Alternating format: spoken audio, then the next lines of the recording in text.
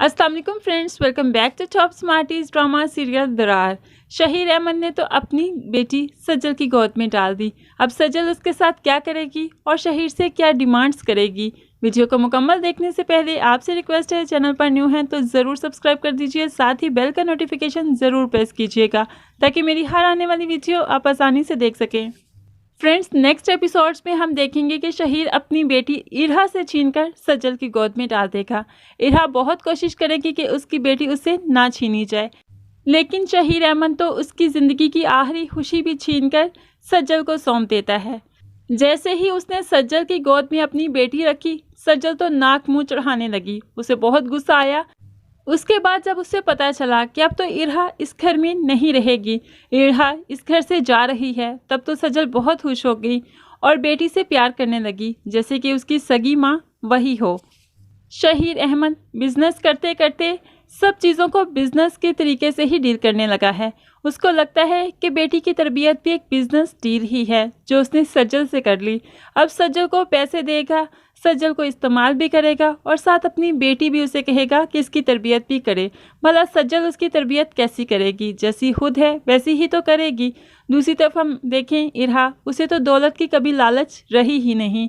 उसे तो हमेशा अपने शौहर का प्यार मोहब्बत चाहिए था, लेकिन यहाँ पर तो शहीर अहमद रिश्तों को भी बिजनेस डील ही समझता था।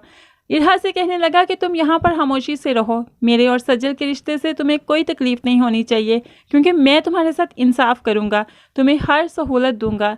लेकिन इरहा को सहूलतें नहीं चाहिए, इरहा को तो अपने शौहर का प्यार चाहिए था।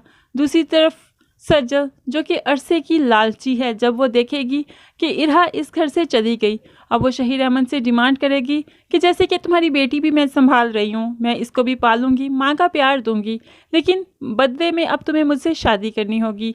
शहीर अहमद कभी भी इससे शादी करना नहीं चाहता, इसलिए इसी दौरान इसको शहीर अहमद की गर्लफ्रेंड मिल जाएगी। तब तो सज्जल के पैरों तले से ज़मीन निकल जाएगी। मेरे होते हुए दूसरी औरत की ज़रूरत तुम्हें क्यों पड़ी?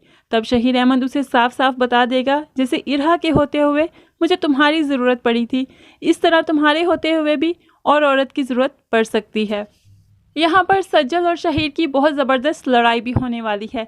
वो फोर्स करेगी कि उस लड़की को छोड़ दो, लेकिन शहीर अहमद कभी लड़की छोड़ दे ऐसा तो मुमकिन ही नहीं। उसने अपनी इतनी नेक बीवी छोड़ दी, उसने अपनी बेटी को दर बदर कर दिया, सिर्फ अपनी ज़रूरतों की वजह से, अपनी औरतों में दिलचस्पी की वजह से। तो फिर भला वो सिर्फ सज्जल में ही क्यों दिलचस्पी लेगा? सज्जल को ये बात समझ क्यों नहीं आई? आखिर सज्जल इतनी बेवकूफ़ क्यों है? दौलत के पीछे तो ये बिल्कुल ही अंधी हो चुकी है। फ्रेंड्स, आगे सज्जल का क्या अंजाम होगा? बहुत ही बुरा अंजाम होने वाला है। उम्र भर के लिए दर बदर की ठोकरें ही खाना बस इसका नसीब रह जाएगा। आप सज्जल का कैसा अंजाम देखना चाहते हैं ज़रूर कमेंट्स में बताइएगा। वीडियो अच्छी लगी लाइक और शेयर ज़रूर कर दीजिएगा। दुआओं में याद रखिएगा, अपना बहुत सारा ख्याल रखिएगा। नई वीडियो तक के लिए अल्लाह हाफिज़।